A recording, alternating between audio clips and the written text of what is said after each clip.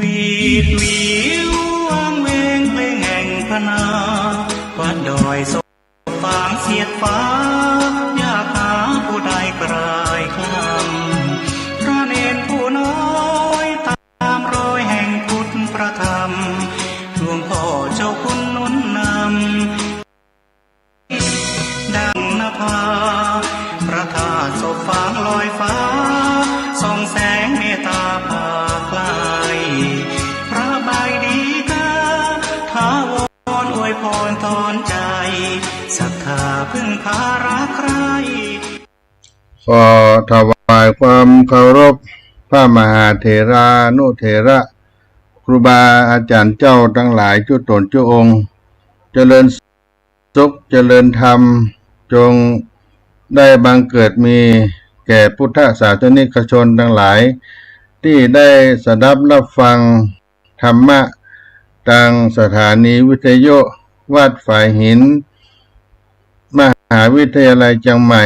ในระบบคลื่น FM 104.50 เมกะเฮิรตซ์วันนี้อาตมาภาพท่านพระครูปัญญาสังฆการได้มาดำเนินรายการ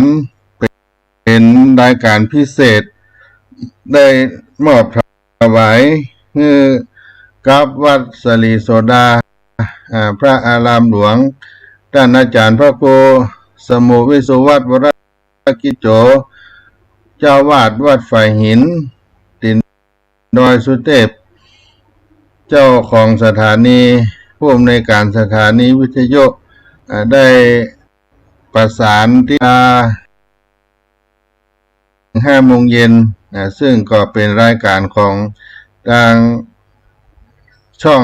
สถานีของคลื่นวิทยุคลื่นสีขาวเพื่อชาวประชาของปักตังเจริญท่านพระครูอภิวัฒนวิกรมซึ่งก็เป็นช่วงเวลาของท่านอาจารย์พระมหาสมชาติได้ออกอากาศเพิ่นก็บอกว่าวันนี้เป็นวันที่ได้จัดการจัดงานของวัดสลีโสดาในโอกาสมุทิตาน้อมรำลึกถึงครูบาเจ้าศรีวิจัยที่ได้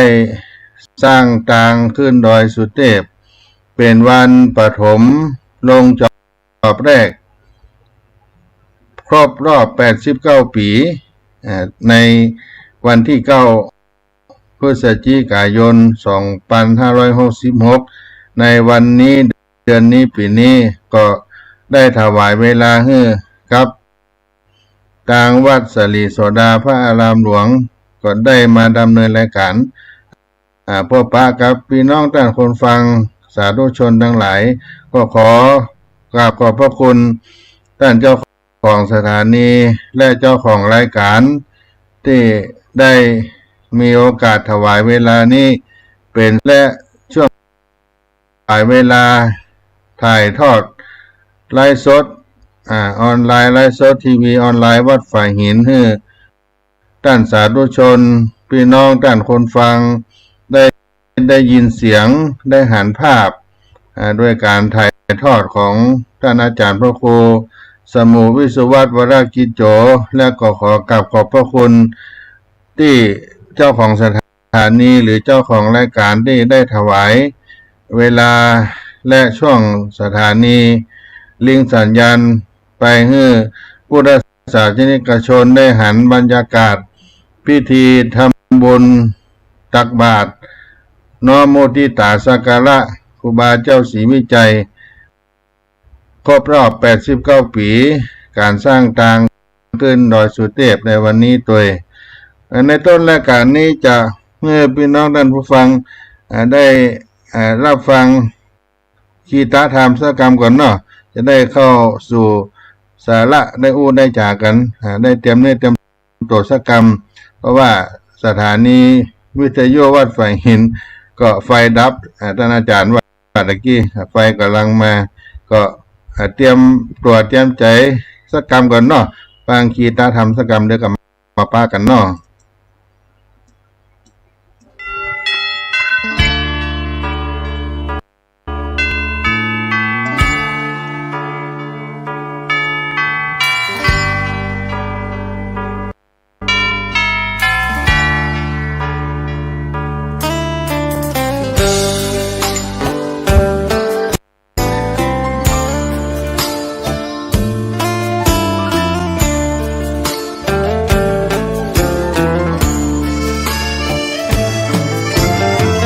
เชิญชวนทุกท่านเข้าวัดเข้าวาฟังธรรมะจากหลวงตาเสริมชีวาให้สุขสดใสยึดมั่นหลักธรรมคำสอนไว้ให้ขึ้นใจ ความดีรีบทำกันไว้หญิงชายอย่าได้นายนี้เชิญชวนทุกท่านเข้าวัดเข้าวาทำบุญด้วยจิตศรัทธาผลบุญพาให้เราสุขีจะทำการใดนำใช้ในสิ่งดีดีทำบุญให้ทานวันนี้ไม่มีใครว่าใครชังสมัยก่อนประทับใจปู่ย่าตายายวันพระไม่เคยเบื่อหน่ายจำได้ไม่ลืมสักครั้งเหตุใดวันนี้มีคนเข้าวัดน้อยจังอยากให้เหมือนก่อนอีกครั้งฝากความหวังกับคนรุ่นใหม่เชิญชวนทุกท่านเข้าวัดเข้าวารับศีลรับพรหลวงตาเสริมคุณค่าให้กับจิตใจกระทำความดีเรื่องนี้ไม่ต้องอายใครว่างจากการงานเมื่อใดเชิญชวนท่านไปทำบุญ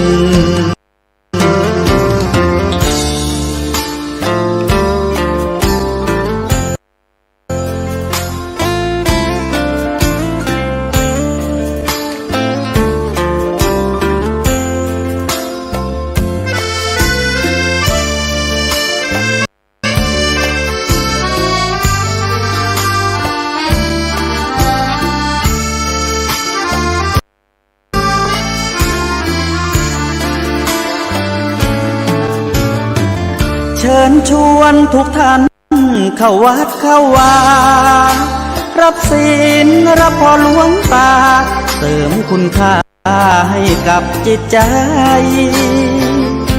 กระทำความดีเรื่องนี้ไม่ต้องอายใครว่างจากการงานเมื่อใดเชิญชวนท่านไปทำบุญกระทำความดีเรื่องนี้ไม่ต้องอายใครฝากเพลงเชิญชวนหญิงชายอย่าอายเรื่องการทำบุญ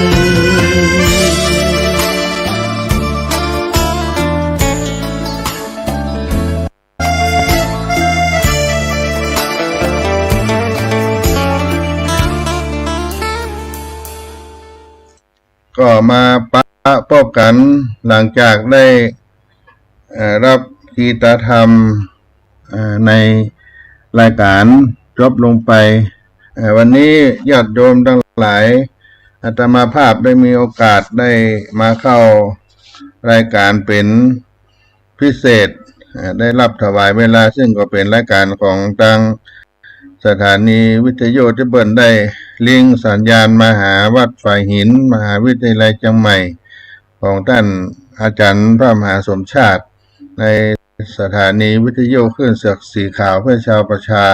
ท่านพระครูอภิวัฒนาวิกรมวัดปากตางเจริญอำเภอดอยหล่อจังหวัดเชียงใหม่ก็ได้อู้ไปในต้นรายการว่าวันนี้ทางวัดสลีโสดาพระอารามหลวงได้จัดงานถวายมุทิตาน้อมรำลึกครบรอบ89 ปีการสร้างทางขึ้นดอยสุเทพในระยะทางที่ครูบาเจ้าศรีวิจัยได้มาเป็นประธานในการสร้างทางเมื่อ89 ปีวันนี้ก็เป็นวันครบรอบวันสร้างทางและเป็นวันปฐมลงจอบแรกที่ได้สร้างทางขึ้นดอยสุเทพก็ได้รับเมตตาธรรมจากพระเดชพระคุณหลวงพ่อ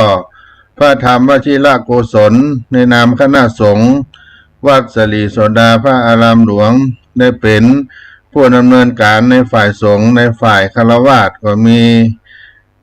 คณะศรัทธาบ้านน้ำตกให้แก้วกองทุนน้อมรำลึกครูบาเจ้าศรีวิจัยเทศบาลตำบลสุเทพกำนันผู้ใหญ่บ้านตำบลสุเทพสำนักงานคุมประพฤติจังหวัดเชียงใหม่และศรัทธาประชาชนทั้งหลายได้ร่วมด้วยช่วยกันคณะสงฆ์ในตำบลสุเทพด้วยมีพระเดชพระคุณพระธรรมเสนาบดีรองเจ้าคณะภาค7เจ้าอาวาสวัดพระธาตุดอยสุเทพราชวรวิหารพระเดชพระคุณพระเทพปริยัติที่ปรึกษาเจ้าคณะภาค7วัด7 ยอดพระอารามหลวงพระเดชพระคุณพระเทพสิงหวราจารย์รองเจ้าคณะจังหวัดเชียงใหม่วัดพระสิงห์วรมหาวิหารพระเดชพระคุณพระภาวนาธรรมาภิรัตน์เจ้าคณะอำเภอเมืองเชียงใหม่วัดลำเปิงตะโปธารามหลวงพ่อพระครูโคสิทธิ์ปริยัตยาภรณ์เจ้าคณะตำบลสุเทพเขต1หลวงพ่อท่านพระครูมนูนกิจจานุกิจผู้ช่วยเจ้าวาดวัดสลีโสดาพระอารามหลวงพระอธิการบุญเพ็งปิยะศิโลวัดใหม่ห้วยทรายท่านอาจารย์พระครูวิสิตศิลาภรณ์เจ้าคณะตำบลป่าแดดวัดวังสิงคำท่านอาจารย์พระครูธีระสุตพจน์เจ้าคณะตำบลสุเทพเขต2วัดผาลาดและท่านพระอาจารย์วิจิตรจากวัดปุ่งน้อยท่านพระครูสมุบุญเลิศชัยวังโสเจ้าวาดวัดอุโมงค์สอนพุทธธรรมพระอธิการปรีชาภูริปัญโยวัดช่างทองและพระครูสังฆลักษณ์นาทีพัฒน์วัดโชติกุลสุวรรณารามทั้งหมดก็มี15 รูปในส่วนคฤหัสถ์ก็ได้รับเมตตาจากท่านชัชวาลปัญญาท่านรองผู้ว่าราชการจังหวัดเชียงใหม่ได้ปฏิบัติหน้าที่แทนผู้ว่าราชการจังหวัดเชียงใหม่มาเป็นประธานฝ่ายคฤหัสถ์ท่านนายกได้รับมอบหมายให้ผู้ช่วยศาสตราจารย์บุญลือเผือกพองรองนายกเทศมนตรีเทศบาลตำบลสุเทพและท่านกำนันสุรเชษฐ์ตาคำมาพ่อกำนันกำนันตำบลสุเทพและทางอดีตท่านนายกเทศมนตรีเทศบาลตำบลสุเทพท่านธัญศักดิ์แสงสีจันทร์ท่านรองวันเพ็ญธรรมเทศและสถานีตำรวจภูพิงค์สถานีตำรวจท่องเที่ยวอำเภอเมืองเชียงใหม่ตลอดถึงพี่น้องศรัทธาสาธุชนทั้งหลายได้มาร่วมด้วยช่วยกันในอำเภอเมืองต่างอำเภอและก็ต่างจังหวัดหลายจังหวัดมาร่วมกันรวมไปถึงชาวต่างประเทศก็ได้มาร่วมงานในเช้าวันนี้ซึ่งได้มี กำหนดการในภาคเจ้าเวลา6:19 นาทีได้ประกอบพิธีถวายสักการะองค์อนุสาวรีย์ครูบาเจ้าศรีวิจัยและถวายสักการะพระโลกของท่านพลตรีเจ้าแก้วนวราชเจ้าผู้ครองนครเชียงใหม่กล่าวคำบูชานมัสการครูบาเจ้าศรีวิจัยและก็ได้อธิษฐานทำบุญตักบาตรหรือว่าโยงเข้าบาตรพระภิกษุสามเณรวัดสลีโสดาพระอารามหลวงจำนวน289 รูปได้โปรดเมตตารับบิณฑบาตจากพุทธศาสนิกชนในช่วงเช้าเวลา6:29 นาทีก็มีท่านสาธุชนทั้งหลายได้มาใส่บาตรก็เป็นนับพันคนในวันนี้และในส่วนพระสงฆ์นั้นก็มีท่านพระครูมนูนกิจจานุกิจท่านผู้ช่วยเจ้าวาดวัดสลีโสดาได้รับมอบหมายจากพระเดชพระคุณหลวงพ่อพระธรรมวชิรกุศลได้เป็นประธานสงฆ์ได้รับอาหารบิณฑบาตในวันปฐมจอบแรกครบ89 ปีการสร้างตางขึ้นดอยสุเทพในเช้าวันนี้หลังจากนี้ได้ทำบุญตักบาตรแล้วก็ได้เข้าสู่พิธีการทำบุญอุทิศถวายในส่วนที่2และถือเป็นการอบรมสงฆ์เจ้าศรีวิจัยแห่งนี้ก็ได้อาราธนาพระเถรานุเถรนำไปเบื้องต้นจำนวน15 รูป15 วัดได้สวดจำเริญพระพุทธมนต์สมโภชอนุสาวรีย์ครูบาเจ้าศรีวิจัยได้ทำบุญอุทิศถวายน้อมมุทิตาลำลึกครูบาเจ้าศรีวิจัยในโอกาสวันมหามงคลครบรอบ89 ปีปฐมจอบแรกสร้างตางขึ้นดอยสุเทพในวันนี้ได้ถวายภัตตาหารถวายเครื่องไตรยทานและที่สำคัญพระเดชพระคุณหลวงพ่อพระเดชพระคุณพระธรรมเสนาบดีท่านก็ได้กล่าวสัมโมทนีคาถาเทิดเกียรติคุณของครูบาเจ้าศรีวิจัยที่ได้นำศรัทธาประชาชนได้มาสร้างตางขึ้นวัดพระธาตุเจ้าดอยสุเทพในโอกาสมงคลในวันนี้ซึ่งก็เป็นธรรมโอวาทจากหลวงพ่อที่เกี่ยวเนื่องกันต้นตางขึ้นดอยสุเทพไปหาดอยสุเทพในการสร้างตางที่ครูบาเจ้าศรีวิจัยได้นำพุทธศาสนิกชนทั้งหลายจากนั้นท่านรองผู้ว่าราชการจังหวัดเชียงใหม่ก็ได้พบปะประชาชนได้กล่าวถึงคุณงามความดีของครูบาเจ้าศรีวิจัยในการที่ท่านได้มาเป็นการในการสร้างตางขึ้นดอยสุเทพ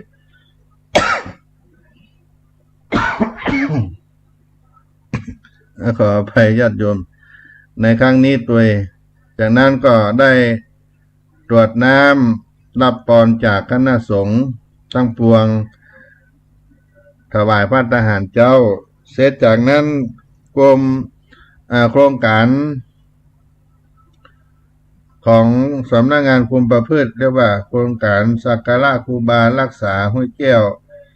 ก็นำผู้คุมประพฤติจำนวน70 ท่านเข้ามาบริการสังคมโดยมาพัฒนาทำความสะอาดรอบอนุสาวรีย์ครูบาเจ้าศรีวิจัย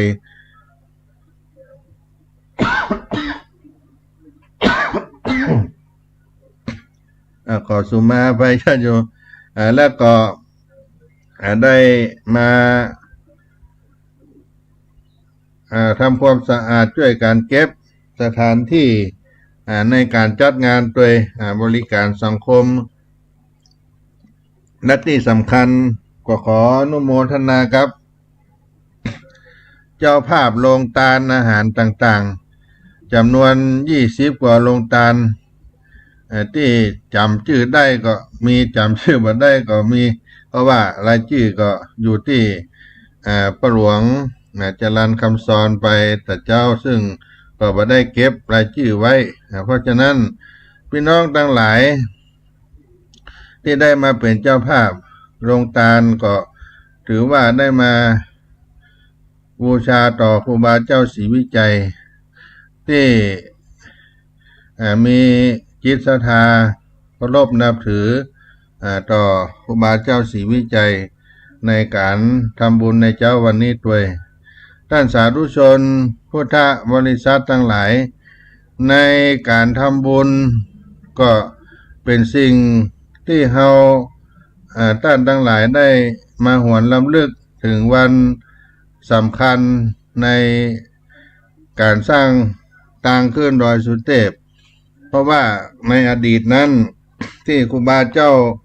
ศรีวิจัยได้มาเป็นเก้าเป็นกันในวันที่9 พฤศจิกายน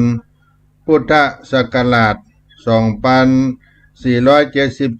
ครูบาเจ้าสินธรรมครูบาเจ้าศรีวิจัยตนบนล้านนาไทยมานั่งนักในการสร้างทางขึ้นดอยสุเทพวัดพระบรมธาตุเจ้าดอยสุเทพก็ถือว่าเป็นงานใหญ่งานสำคัญครูบาเจ้าศรีวิจัยครูบาเจ้าศรีวิจัยและลูกศิษย์ศรัทธาประชาชนได้ร่วมกันสร้างทางขึ้นดอยสุเทพถนนขึ้นดอยสุเทพปัจจุบันนี้ก็มีชื่อว่าถนนศรีวิจัยเพื่อเป็นอนุสรณ์ต่อครูบาเจ้าศรีวิจัยตั้งแต่อนุสาวรีย์ครูบาเจ้านี้ขึ้นไปบนดอยสุเทพและก็ตั้งแต่ สวนสัตว์ลงไปถึงแจ้งหัวลินก็เป็นถนนห้วยแก้วแต่เดิมเรียกว่าถนนห้วยแก้วต่อมาเมื่อได้สร้างทางขึ้นดอยสุเทพก็เป็นถนนศรีวิจัยเพื่อเป็นอนุสรณ์ต่อครูบาเจ้าศรีวิจัยในการสร้างทางขึ้นดอยสุเทพเพราะฉะนั้นญาติโยมในอดีตการสร้างทางขึ้นดอยสุเทพนั้นความคิดที่จะสร้างทางขึ้นดอยสุเทพเกิดขึ้นครั้งแรกเมื่อปี 2460 พลโทหม่อมเจ้าบวรเดชกฤษฎากรอุปราชเทศาภิบาลมณฑลพายัพเคยให้นายช่างกองต่างดำเนินการสำรวจและก็จะทำประมาณการค่าใช้จ่ายในการสร้างถนนขึ้นดอยสุเทพก็สรุปว่าจะต้องใช้งบประมาณเป็น200,000 บาทในเวลาในการสร้างนั้นก็ประมาณ3 ปีเช่นนี้โครงการก็ได้หยุดพักชะงักไปตั้งแต่ต้นตั้งที่ยังบ่ได้ลงมือในการทำแต่อย่างใดการสร้างทางขึ้นดอยสุเทพก็บังเกิดขึ้นแถมครั้งหนึ่งหลังจากคณะสงฆ์จังหวัดเชียงใหม่ท่านพลตรีเจ้าแก้วนวรัตน์ได้อาราธนาท่านครูบาเทิมป้าที่การโสภาโสภโนไปเป็นเจ้าอาวาสวัดพระธาตุดอยสุเทพเวลานั้นการขึ้นดอยสุเทพไปวัดพระธาตุเจ้าดอยสุเทพก็ดีก็มีความลำบากในการเดินทางต้องเดินเท้าน้ำดื่มน้ำใจก็บ่สะดวกความเป็นอยู่ของพระภิกษุสามเณรก็ยากลำบากเพราะมันมีชุมชนมันมีศรัทธาที่จะได้อุปถากของวัดพระธาตุเจ้าดอยสุเทพท่านครูบาเทิมก็จึงคิดจะสร้างทางขึ้นมาที่วัดพระธาตุดอยสุเทพหรือสร้างทางขึ้นดอยสุเทพครูบาเทิมได้นำเรื่องนี้มาปรึกษากับพลตรีเจ้าแก้วนวรัตน์หลวงศรีประกาศฉันวิชยาภัย สมาชิกผู้แทนราษฎรคนแรกของจังหวัดเชียงใหม่แต่บ่ได้ข้อสรุปที่แน่ชัดด้วยเป็นการยากงานใหญ่งานยากภายหลังหลวงศรีประกาศก็ได้นำเรื่องดังกล่าวมาไหว้สาปรึกษาปารมีต่อครูบาเจ้าสลีวิจัยแต่บ่ใช่การสร้างถนนขึ้นดอยสุเทพหากเป็นการนำไฟฟ้าไปติดบนดอยสุเทพเมื่อท่านหลวงศรีประกาศได้ปรึกษาหารือกับครูบาเจ้าศรีวิจัยท่านก็ได้บอกว่าจะได้นั่งอธิษฐานจิตดูเพื่อจะได้พิจารณาแนะนำและก็ได้แนะนำสร้างทางขึ้นดอยสุเทพเสียก่อนเมื่อทางขึ้นดอยสุเทพสำเร็จแล้วไฟฟ้าก็จะเป็นเรื่องง่ายติดตามมาท่านหากหลวงศรีประกาศก็ยังบ่มั่นใจเพราะว่าทางขึ้นดอยสุเทพทั้งสูงทั้งไกลก็ต้องใช้คนใช้เงินเป็นจำนวนมหาศาลแต่ครูบาเจ้าสลีวิจัยก็ยืนยันสร้างทางขึ้นดอยสุเทพก่อนเมื่อหลวงศรีประกาศนำเรื่องมาแจ้งกับครูบาเทิมท่านพลตรีเจ้าแก้วนวราชทั้งสองท่านก็หันตรงกันว่าท่านครูบาเจ้าศรีวิจัยท่านได้บอกว่าสามารถทำได้สำเร็จก็เป็นอันเชื่อถือได้ก็จึงตกลงทำหนังสือยื่นเรื่องการสร้างทางขึ้นดอยสุเทพไปถึงหลวงธำรงนาวาสวัสดิ์เลขาธิการคณะรัฐมนตรีเพื่อขอส่งนายช่างมาทำการสำรวจเส้นทางเมื่อทางการได้รับเรื่องแล้วพระพิสารสุขุมวิม อธิบดีกรมโยธาเทศบาลก็ส่งคณะสำรวจลงพื้นที่พร้อมจัดทำแผนที่สร้างทางขึ้นดอยสุเทพหลวงศรีประกาศครูบาเทิมก็ได้นำแผนที่ดังกล่าวไปไว้ไปกราบครูบาเจ้าศรีวิจัยให้ครูบาเจ้าศรีวิจัยดูและครูบาเจ้าสลีวิจัยก็ได้กำหนดวันเพื่อทำพิธีบุกเบิกเป็นปฐมฤกษ์อุดมมงคลในวันที่9พฤศจิกายน2477ในเวลา10 นาฬิกาตรงกับวันศุกร์ขึ้น3 ค่ำเดือนยี่เหนือหรือว่าเดือน12ทางภาคกลางเป็นปีจอญาติโยมในครั้งนั้นเมื่อกำหนดวันได้เท่าแก่โง่เสดเตียวคหบดีเจ้าเชียงใหม่ท่านเจ้าแก้วนวรัตน์ก็เป็นเจ้าภาพพิมพ์ใบปลิวออกข่าวสารการสร้างทางขึ้นดอยสุเทพเป็นจำนวน100,000 ใบและในวันพิธีนั้นท่านครูบาเทิมโสภโนเป็นผู้ประกอบพิธีอัญเชิญเท้าจตุรเทพเทวาอาหักเทวดา4 ทิศมาโมทนาร่วมบุญและจากนั้นท่านพลตรีเจ้าแก้วนวรัตน์ก็ได้เป็นปฐมลงจอบแรกตามด้วยเจ้านายฝ่ายเหนือหลวงศรีประกาศพระสงฆ์ทั้งปวงก็มีท่านเจ้าครูบาสลีวิจัย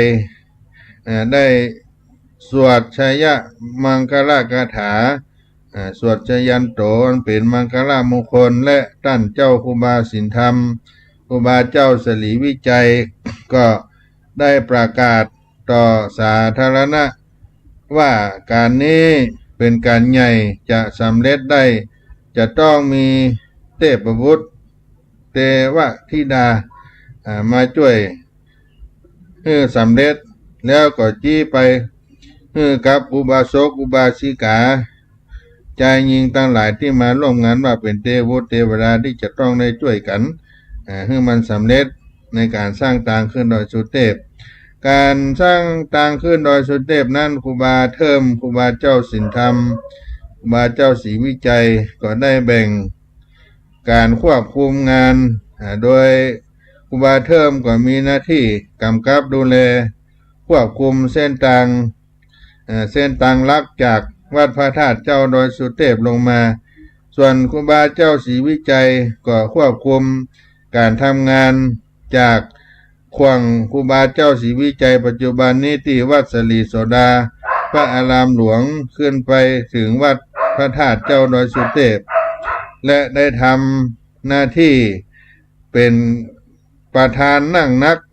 ได้ระดมทุนทรัพย์และก็วัสดุอุปกรณ์รับไตรเงวัตถุทานต่างๆที่บริเวณวัดสลีโสดาพระอารามหลวงแห่งนี้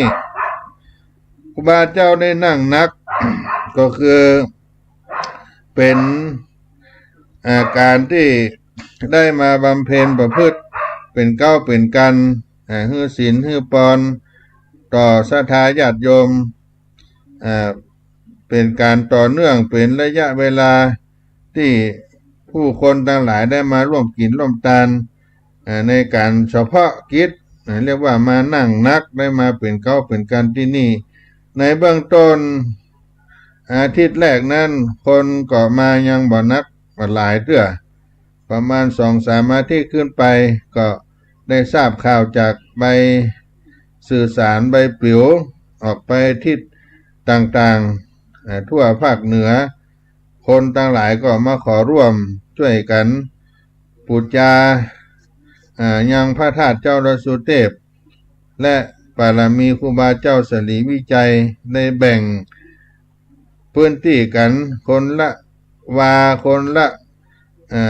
ศอกแบ่งกันไป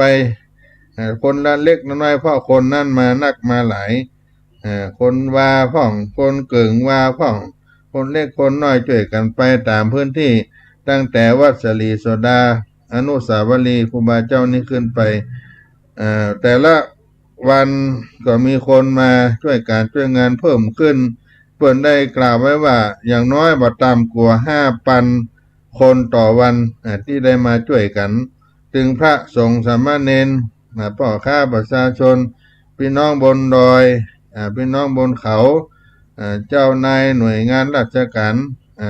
คนทั้งหลายก็มาช่วยการสร้างทางขึ้นดอยสุเทพประมาณได้ตั้งแต่สร้างมาก็เกือบเป็นแสนกว่าคนขึ้นไปแล้วก็ใช้เวลาสร้างนั้นเวลาได้สร้าง5 เดือนกับ22 วันก็แล้วเสร็จได้เปิดฉลองสมโภชพร้อมกับ ได้สร้างวัดขึ้นแถม3 วัดเป็นอริยะบุคคล4 จำพวกเอานามมันเป็นมังกละในทางธรรมก็คือวัดสลีโสดาวัดต้นวัดสกิตากาวัดอนาคาช่วงระยะเวลาก็ประมาณ3 กิโลเมตรขึ้นไปไปถึงวัดพระธาตุเจ้าดอยสุเทพก็จะ เป็นวัดสุดท้ายก็ถือว่าเป็นอรหันตาได้มีอยู่4 วัดสกิตาคาอนาคาวัดโสดาบันหรือว่าวัดสลีโสดาปัจจุบันนี้ก็คือวัดต้นวัดที่2นั้นก็อยู่ที่ไฟป่าในอดีตเรียกว่าวัดสกิตาคาและวัดอนาคามีก็ได้อยู่ที่บริเวณหอดูดาวหรือว่าม่อนพญาหงส์ขึ้นไปถึงวัดพระธาตุเจ้าดอยสุเทพวันที่ได้เปิดงานสมโภชที่วัดสลีโสดาพระอารามหลวงแห่งนี้เป็นเวลา15 วัน15 คืนตามประวัติเพิ่นกล่าวไว้เมื่อวันที่30 เมษายน 2478เป็นต้นไป15 วัน15 คืนอบรมสมโภชกันไป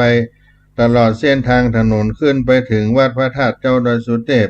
โดยเอาวัดสลีโสดานี่เป็นที่ตั้งและต่อมาก็ได้อนุสรณ์ถึงแก่ครูบาเจ้าศรีวิจัยหลังจากที่ท่านได้ละสังขารมรณภาพไปก็เป็นถนน แต่ก่อนนั้นเมื่อสร้างเสร็จแล้วก็มีชื่อว่าถนนดอยสุเทพต่อมาก็ได้เกียรติต่อครูบาเจ้าเทิดทูนบูชาเป็นถนนศรีวิจัยตั้งแต่วัดสลีโสดาพระอารามหลวงของครูบาเจ้าศรีวิจัยนี้ขึ้นไป11 กิโลเมตรเศษถึงตำนักภูพิงพุทธก็เป็นถนนศรีวิจัยไปตลอดเส้นทางในการลงจอบแรกในการสร้างทางก็ครบรอบ89 ปีมาในปีนี้ศรัทธาญาติโยมทั้งหลายทางวัดสลีโสดาพระอารามหลวงโดยพระเดชพระคุณหลวงพ่อพระธรรมวชิรโกศลก็ได้มีเมตตาธรรมให้กับคณะสงฆ์วัดสลีโสดาพระอารามหลวงร่วมกับกองทุนน้อมรำลึกครูบาเจ้าสลีวิจัยได้ร่วมกับศรัทธาบ้านน้ำตกให้แก้วศรัทธาสาธุชนทั่วไปได้หวนรำลึกถึงบารมีกุลของท่านเจ้าครูบาศรีวิจัยก็ได้จัดกันมาทุกปีเกือบ30-40 ปีแล้วที่ได้จัดทำกันมาเป็นการน้อมรำลึกถึงผู้มีพระคุณและเชิดชูครูบาเจ้าสลีวิจัยชาติการ150 ปีในที่จะมาถึงนี้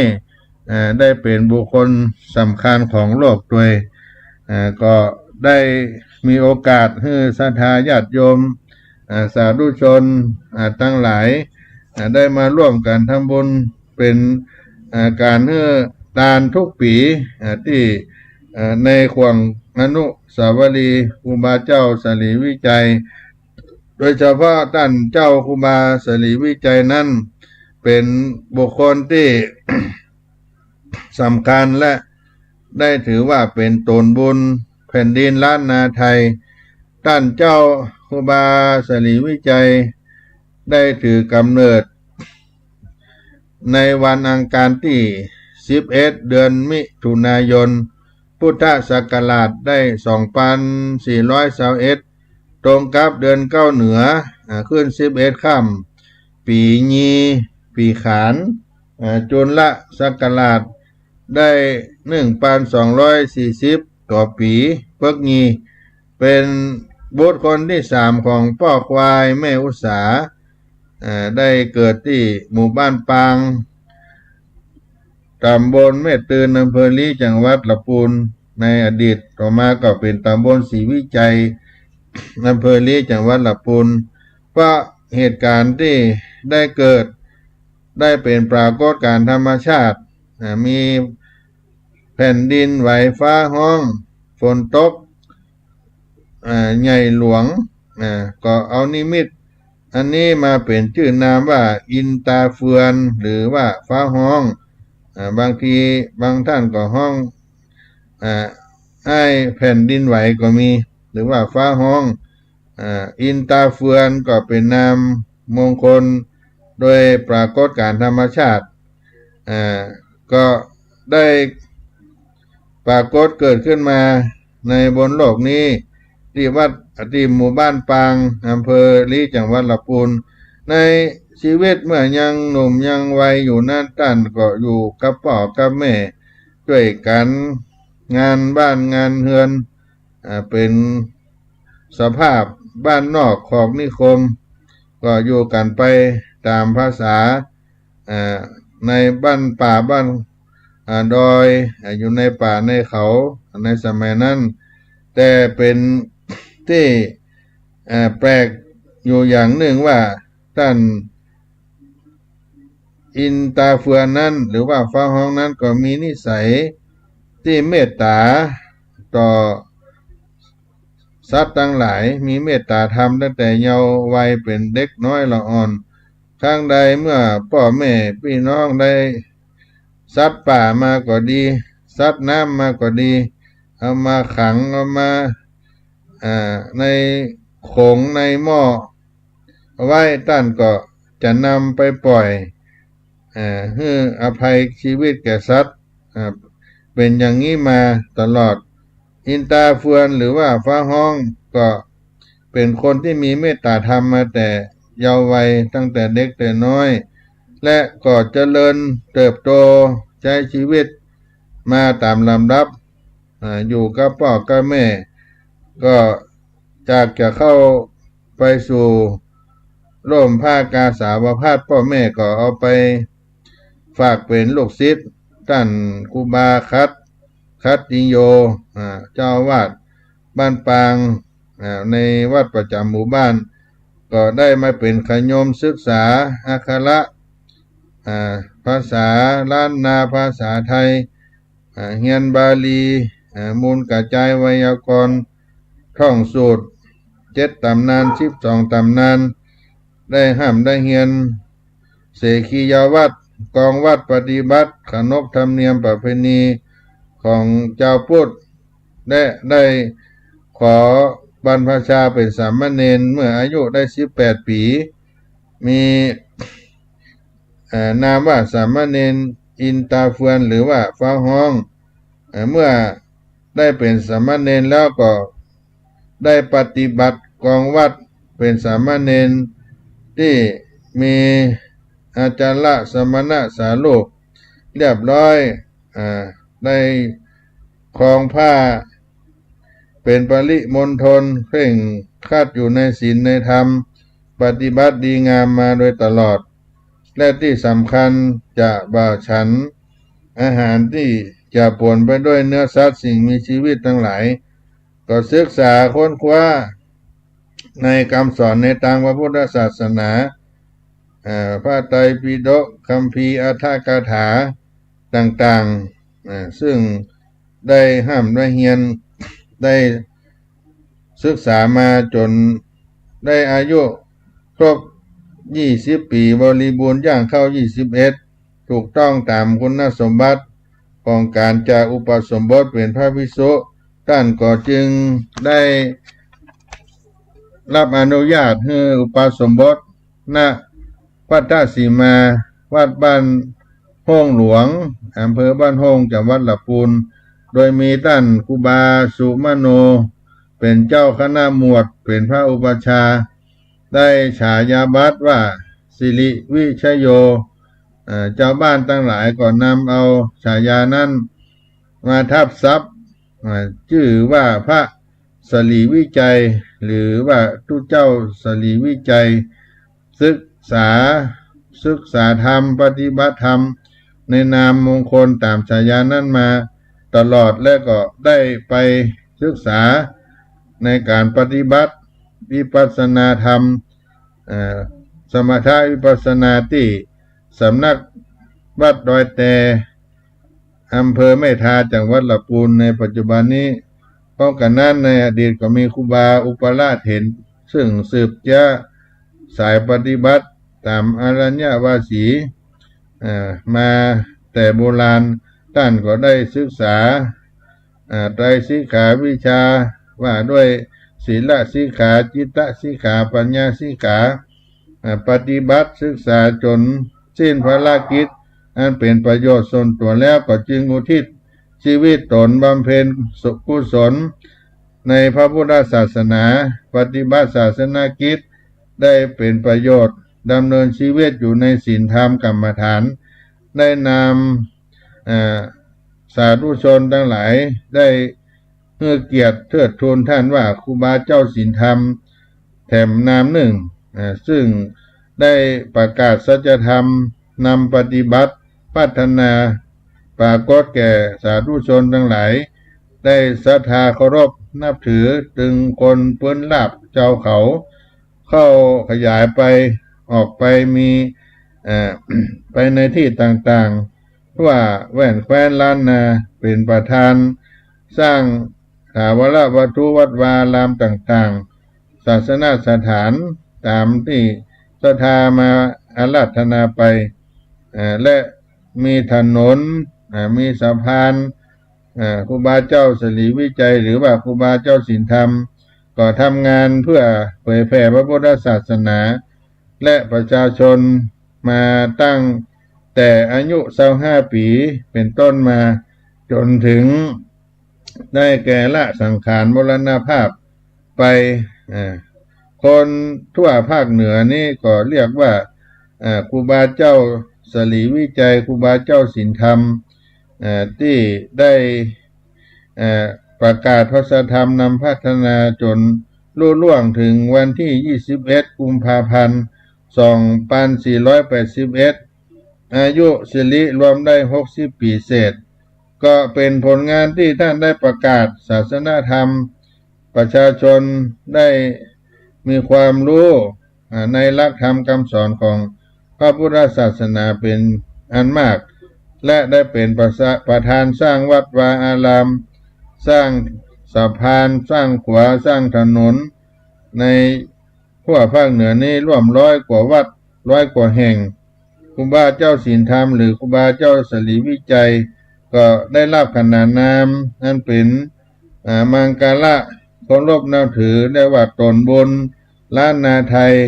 คือท่านได้เป็นพระสงฆ์ที่ได้สิ่งของต่างๆนานาเอามาตลอดถึงปัจจัยเงินทองต่างๆจากศรัทธาญาติโยมที่ได้นำมาถวายท่านก็บ่เอาเป็นของตน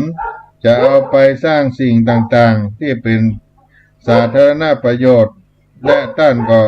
เป็นผู้คนที่เคร่งครัดในศีลธรรมเมตตาธรรมมีสัจจะวาจามีขันติความอดทนถึงแม้จะได้ถูกอำนาจรัฐอำนาจคณะสงฆ์ได้เบียดเบียนได้เป็นหน้าที่กรต่างๆล่วงถึงไปกรุงเทพมหานครหลายครั้งหลายคราแต่ด้วยอำนาจศีลธรรมนั้นพิสูจน์ความบริสุทธิ์ของท่านครูบาเจ้าสลีวิจัยได้ตลอดมาก็ได้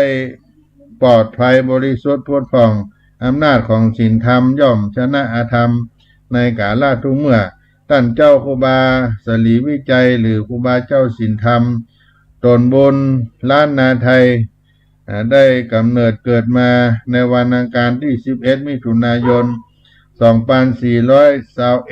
มรณภาพวันที่21กุมภาพันธ์2481ก็ดำรงชีวิตเป็นฆราวาสอยู่18ปีเป็นสามเณรพระภิกษุสามเณรพระสงฆ์ความมาก็ร่วม42ปีได้ทำหน้าที่อย่างสมบูรณ์ได้จาริกธรรมไปที่ต่างๆเพื่อพหุชนะสุขายะพหุชนะหิตายะเพื่อความสุขเพื่ออนุเคราะห์แก่ชนทั้งหลายได้นำปฏิบัติ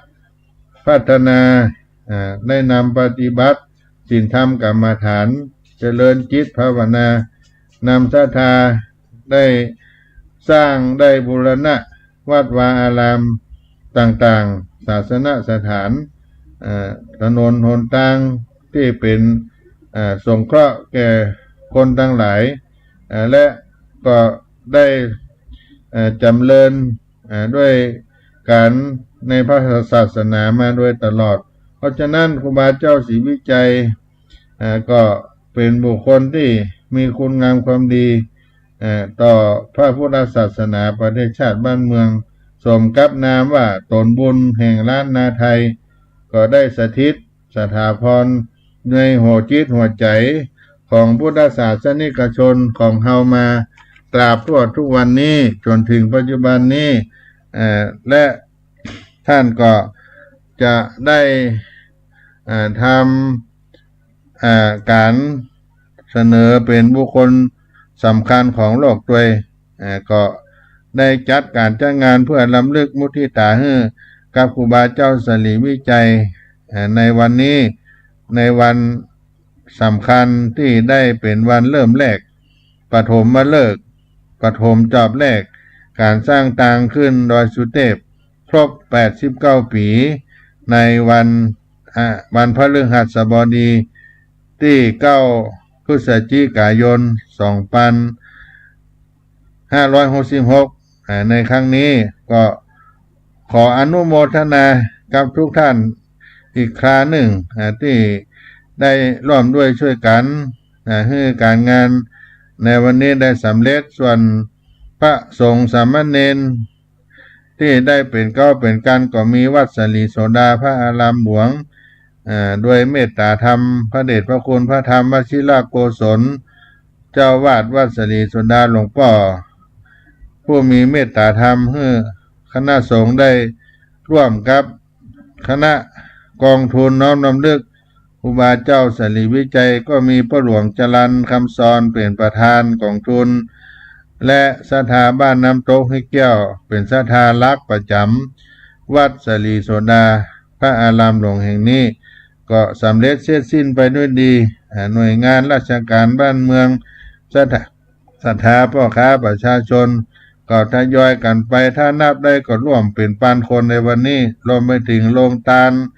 อาหารต่างๆนานาที่ได้บังเกิดขึ้นด้วยการเคารพนับถือในป่าละมีธรรมของท่านเจ้าครูบาสินธรรมครูบาเจ้าสรีวิจัยชนะในวันนี้ก็ขอความเป็นมงคลจงได้บังเกิดมีแก่พี่น้องศรัทธา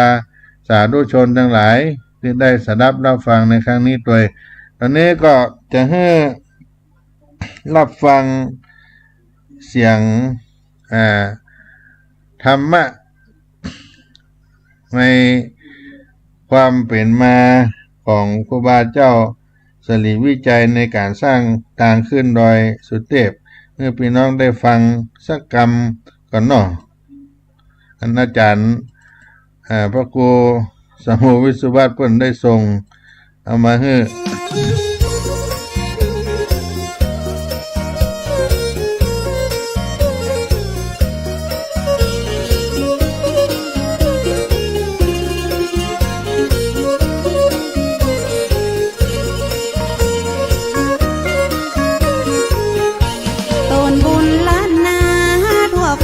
สรรเสริญเป็นห่มพอเงินพอทองแผ่กว้างครูบาศรีวิจัยเป็นพระผู้สร้างเป็นที่เก่าขานเล่าสืบกันมาท่านเป็นตนบุญเป็นตนเมตตาสร้างวัดสร้างวาอารามใหญ่กว้างสินธรรมประเสริฐเลิศล้ำแต่ก่อนบ้านเฮาปากันย่างเตียวตีมีข้าฝุ่นข้าดินตุกยากอยากกันตู้เย็นทีวี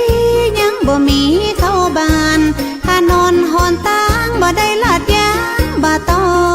ย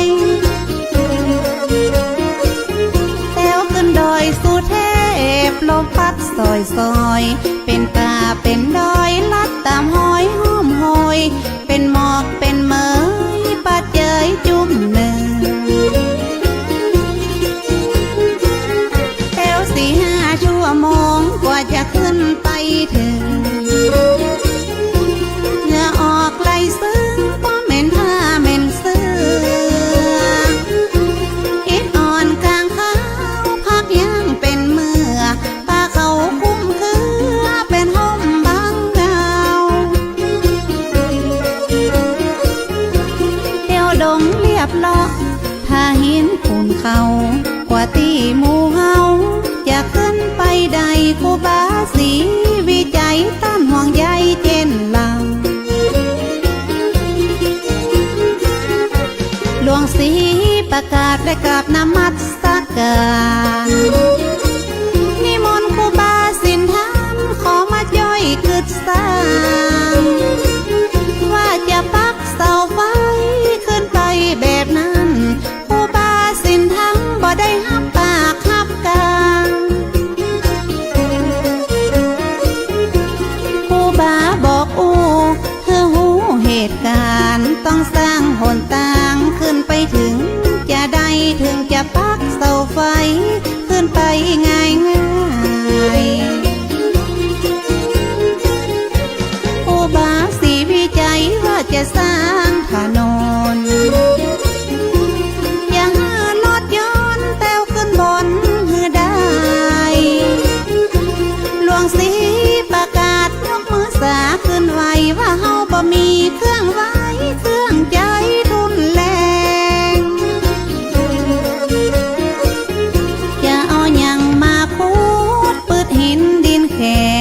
บ่มีเงินแสนเฮาตึงแป้งบ่ได้ครูบาเจ้าสีวิจัยท่านตึงบ่ไหวบ่วัน แต่ว่าบุตรว่าดาตึงจะมาจ่อยแปลงห้องใจหอมแห้งจ่อยกันคึดกันสร้างแต่บ่มีเงินเป็นแสนเป็นล้านจ่อยกันคึดสร้างมันตึงจะใหญ่ขึ้นมาได้ปฐมมาเลิก10 นาฬิกาที่9 พฤศจิกา2477แม่นมันครูบาได้เป็นประธานพุทธแถวทางเริ่มเก่าเอาขอบกมาจอกขุดดินถนนลูกศิษย์ลูกย้อมต้อยตามครูบาเจ้าฟันบากทากทางต้นไม้แดงไม้เป่าห้อมห้อยภูเขาเป็นเขตเป็นแดงกำมีดมุยขอบกมาจกแผ่นดินแข็งปันเขตปันแดนคนละเล็กละน้อย ปันตาปันหอยลัดขึ้นดอยมุ่นจริงจ้อยกันทุทากบะหินบะพาพาลาตกมาไผ่ตึงบะใจหินตึงผัวตึงเมียไข้หัวนั่งยิ้มพาลาตกกิ้งไผ่ตึงบะจมสักกาคนที่มาจ้อยสร้างบุญต้วยกันบ่หวังเงินหวังคำปิกจอมปิกบานหวังกุศลผลนำสุขบานแต่ลังระยะเริ่มสร้างคนก็สร้างบ่หลายต้องเลี้ยงวัวเลี้ยงควายทำนาเกี่ยวข้าวเจ้าแก้วนวรัตน์ก็เป็นห่วงแต่แล้วสงสารครูบาเจ้ากลัวจะเสร็จบ่ตานเจ้าแก้วนวรัตน์เป็นห่วงเป็นหามกลัวว่าหนทางบ่ลุล่วงไปนาสงสารครูบากลัวว่าจะเดือดร้อนครูบาต้านเจ้าว่าบ่เดือดร้อนยังบ่มานบ่น้ำคนจะไหลมาคอนคนจะหลั่งไหลพากันมาตัวห้องถนนจะต้องเสร็จภายใน6 เดือนคุณป้าละมีตึงบ่มีในเหมือนผู้คนพลเมืองไล่กันมาร่วมสร้างตัดไม่บงไม่สร้างแปลงปลาลำโหสากะเลียงเงี้ยวห่อไตลวะไตเกินมาช่วยกันสร้างถนนยิ่งใจหนุ่มเท่าลำพูนลำปางเมืองฝางเมืองเป้าแต่น่านพะเยาเจียงแสนเจียงไฮ้ปะลองมูเสอมาเป็นเส้นเป็นสายคนยองคนไตหลายจองหลายบานช่วยกันเที่ยวคนตาเมื่อไหลใครยองเอาขอบกมาจอกบะหินบะพาตาใน10 ว่าวัดมาเป็นทอยตามเจตนาป้อนานป้อน้อยคนหลายพันหลายร้อยมาช่วยกันสร้างผลตาห้องก็เกี่ยมกับข้าวจีนปลาอาหารมาแบ่งมาปั่นกินกันว่าอันสนุกสนานบ่เหน็ดเหนื่อยเมื่อยล้าระยะหนทาง11 กิโลไปครูบาศรีวิจัยบ บอกกลัวภัยตั้งหน้าได้เป็นประธานขุดดินทางหญ้าร้อนแรมแหมป่าได้เป็น5-6 เดือนผู้บาตันเจ้าจะมีในเมืองส่องแสงลองเรืองทั่วเมืองทั่วบ้านเป็นแสงน้ำตาเหมือนตะวันส่องฟ้าผู้บาเป็นประธานคือสร้างถนนลูกศิษย์ลูกโยมพอเต็มตาเต็มหน้าเหมือนพระองค์อินบินสารเมฆฟ้าทรงเทวดามาเกิดเมืองคนแต่บ่บูดวดามาช่วยสร้างถนนก็คือทุกคนที่มาช่วยกึศสร้างเหมือนครูบาสินธรรมท่านได้อ้างกล่าวไว้ยิ่งใจใหญ่น้อยมาช่วยกันสร้างถนนห้องมาเป็นขายโยมจะขอบวชเฮอได้เจ้าเขาชนบทจะตุกยากไรต่างก็ยกมือไหว้มาขอติดตามครูบาห้องก็เคยมาบวชเล่าเรียนศึกษาเพื่อติดตามครูบาได้ไปก่อสร้างวัดวาอารามหลายปันหลายโลแถมยังมีท่านเจ้าอภิชัยข่าวปีตอนดีองดีผิวบางห่างน้อยได้นำศรัทธาเป็นปั้นเป็นลอยติดตามลามห้อยมาช่วยกันสร้างหนทางตอนนั้นครูบาข่าวปียังเป็นนานมาช่วยครูบาสินธรรมตีตันกึศสร้างหลายเดือนหลายวันตึงบ่ปิดปอกว่าครูบาสร้างถนนได้5 เดือนป่า22 วันบ่ได้เฮาก็ขึ้นไปได้พี่น้องศรัทธา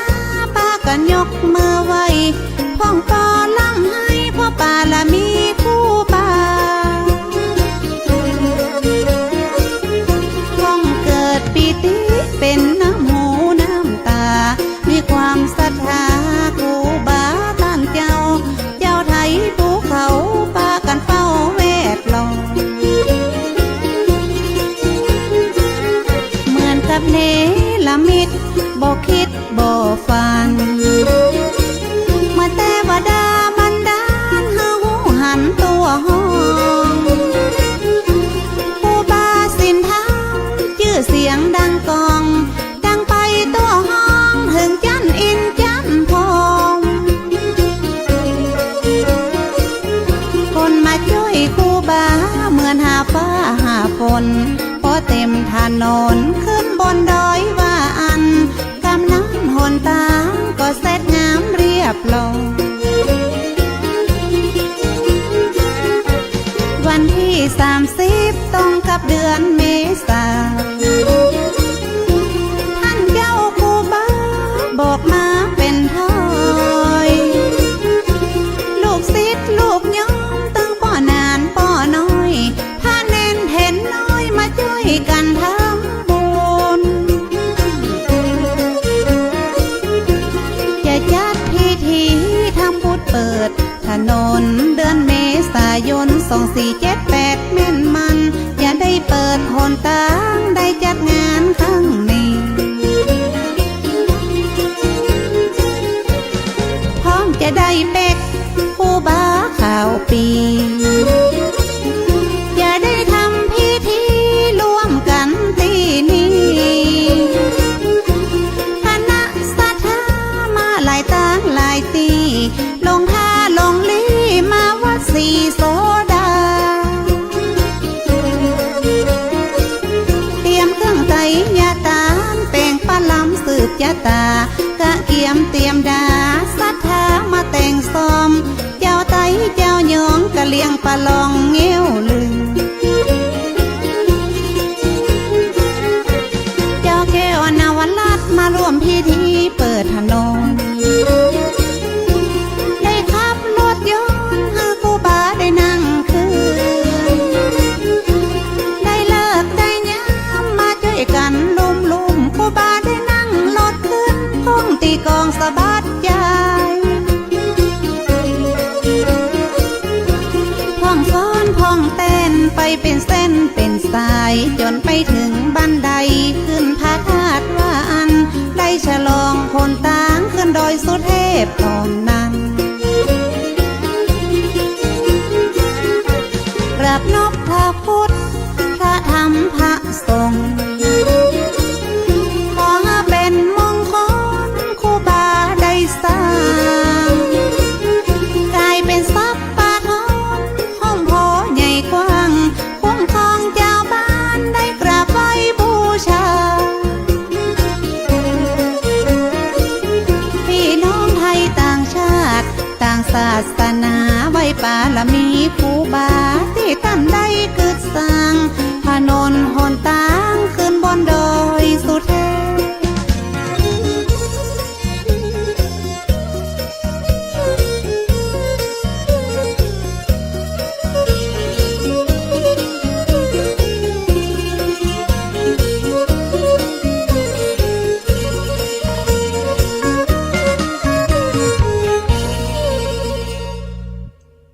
ก็เป็นเพลงซอ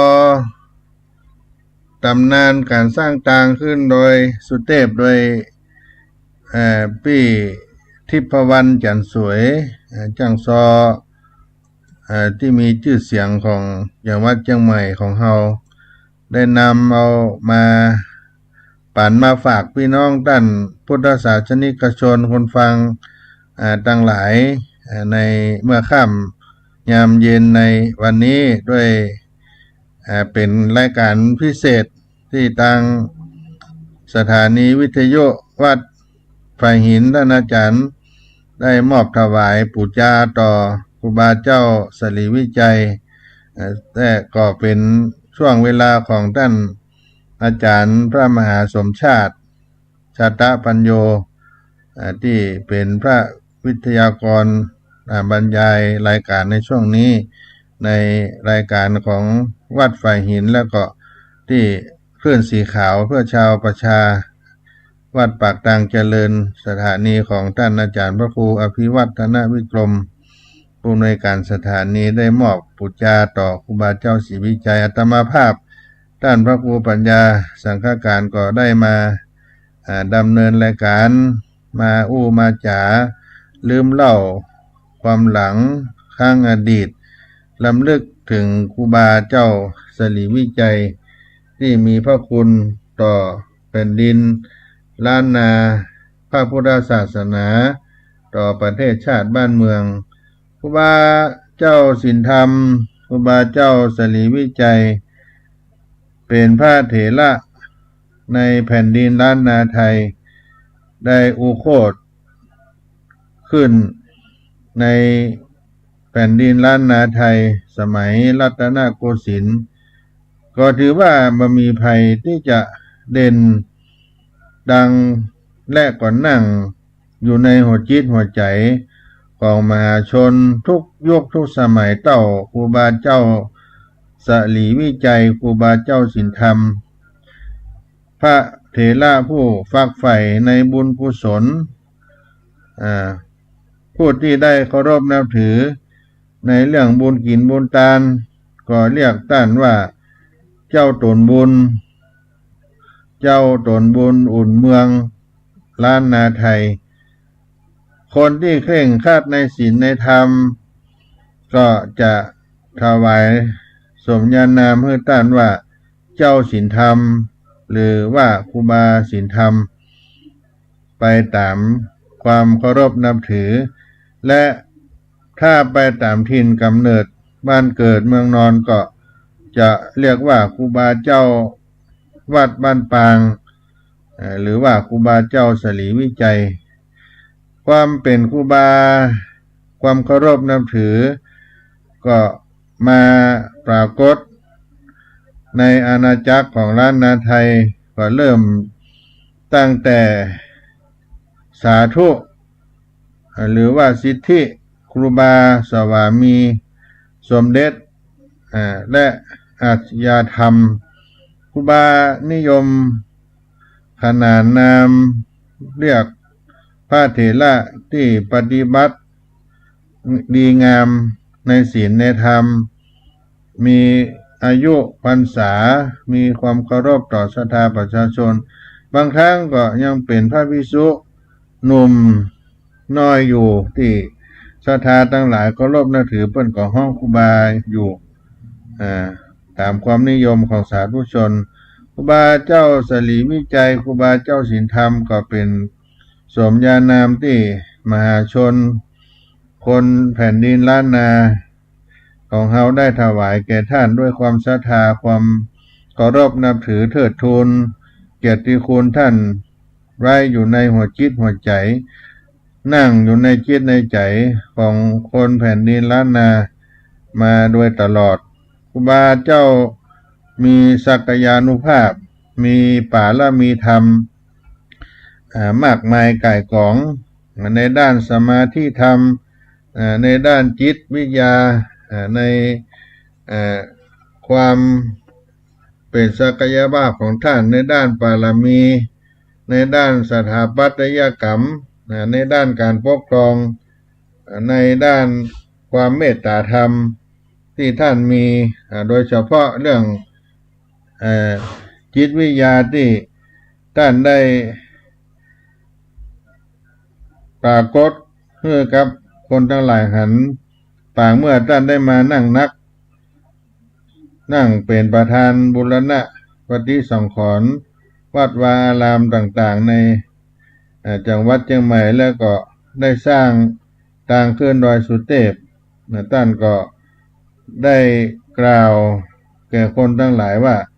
จะขอภาวนาได้อธิษฐานต่อเทวดาเทวบุตรเทวดาก่อนว่าจะอนุญาตให้ได้ทำได้สร้างแปลงทางขึ้นดอยสุเทพหรือไม่ก็ได้อธิษฐานได้เป็นด้านจิตวิทยาในช่วงระยะเวลา3 วัน 7 วันก็ดีครูบาเจ้าก็ได้ปั่มเพ็งศีลธรรมภาวนาและก็ได้บอกกล่าวให้กับสาธุชนว่าเทวดาเทวบุตรเพิ่นได้อนุญาตปงปันให้ทำแล้วคนทั้งหลายก็สาธุการแซ่ซองยกมือขึ้นทูลเกล้าใส่หัวด้วยสัจจวาจาปาละมีธรรมครูบาเจ้าและได้สร้างทางขึ้นดอยสุเทพวัดพระธาตุเจ้าดอยสุเทพเสร็จสิ้นคนมาช่วยกันมืดฟ้ามัวดินนับหมื่นนับแสนก็ถือว่าเป็นจิตวิทยาอย่างหนึ่งที่ได้ปรากฏเกิดขึ้นการสร้างบารมีในครั้งนี้ก็ปรากฏเด่นชัดคือกับคนทั้งหลายได้มีความเคารพนับถือต่อครูบาเจ้าเป็นตลอดกาลมาวันนี้อาตมาภาพได้มีโอกาสเวลาได้มาอู้จากันเพื่อรำลึกเทิดทูนครูบาเจ้าศีลธรรมตนบุญของล้านนาไทยก็ขอบุญกุศลทั้งหลายที่สมณศรัทธาและมูลศรัทธาได้สักการะได้ทำในวันนี้ได้เป็นบุญเป็นกุศลขอเพิ่งปุญญาบุญของครูบาเจ้าสลีวิจัยครูบาเจ้าศีลธรรมได้ห้ามตับหับเสียยังสัปปะมารสัปปะภัยญะอุปัตตวะกังวลโนนตรายต่างๆนานาอันที่จักมาจตุทิสาอัฏฐทิสาตถาทิสาตัสสะทิสาและตวาตัสสะ1204อุปตัตตวะเหตุอันบดีมางามก็อย่ามาฮือมาผ่าจนผ่ากดแก่พี่น้องสมณศรัทธามหามุลศรัทธาผู้ฆ่าทั้งหลายสักอย่างสักประการ ได้มีกรรมปรารถนาแล้วขอให้มีโชคมีลาภสการใจญะมังกละอายุวันนะสุขะจำเริญด้วยบารมีแห่งครูบาเจ้าปกปักรักษาเมื่อได้สมกรรมปรารถนาได้สร้างบารมีกตาที่การปั้มเปล่งไปใจอะยังมุจจติสาลีวิจัยจนะมหาเถโลสัปปะลาโภนิรันตลังตามหังสังฆังศิลาสานามามิสาธุสาธุอนุโมตามิวันตามิพันเตสัพปังอปาลตังคัมมะทามิพันเตมยากตังปุญญังสามินาอนุโมทิตปังสามินากตังปุญญังไมหังตาตปังสาธุสาธุอนุโมตามิขอความสุขสดดีจงมีแก่พี่น้องคนฟังทั้งหลายจูพูดในคนจัตตาโลธรรมาวัฏันติอายุวันโนสุขังปะลัง